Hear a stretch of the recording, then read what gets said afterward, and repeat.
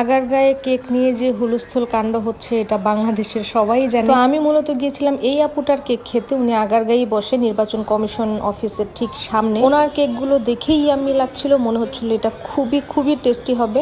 ওনার আইডিয়াটা আমার কাছে খুবই ইন্টারেস্টিং লেগেছিল। ওনার পার্সোনাল একটা গাড়ির পেছনে করে উনি এই কেকগুলো সেল করছিল। আমরা 3 ধরনের কেক নিলাম, একটা ব্লুবেরি, একটা চকলেট, আর এই যে এটা ছিল চিজ কেক। এই চিজ কেকটার প্রাইস ছিল 200 টাকা, আর ব্লুবেরি এন্ড চকলেট যে দুটো নিয়েছিলাম এই দুটো 150 টাকা করেছিল পার পিস। তো ফার্স্টে আমরা এই যে ব্লুবেরিটা টেস্ট করছিলাম, এন্ড কেকটা আসলে অনেক মজা ছিল। আমরা মুখে দিয়ে বলছিলাম যে হ্যাঁ আসলে কেকটা অনেক মজা। আর চকলেট কেকটার ফিলিং পুরোটা চকলেট দিয়ে ভরা ছিল, মানে 150 টাকা পয়সা উসুল টাইপের ছিল চকলেট কেকটা। আর চিজ কেকটাও আমার কাছে ভালোই লেগেছে। আমরা যেদিন এই কেক খেতে গিয়েছিলাম ওই দিন আপুর সেকেন্ড ডে ছিল। আমি শিওর আপু ভাইরাল হবে because of owner unique idea, গাড়ির পেছনে করে এভাবে কেক সেল করা এন্ড ওনার কেকের টেস্ট। আমি প্রায় 3 দিন পরে আজকে ভিডিওটা আপলোড দিচ্ছি। ওনার জন্য অনেক শুভকামনা রইল। আশা করি ওনার কেকের কোয়ালিটিটা ধরে রাখবেন।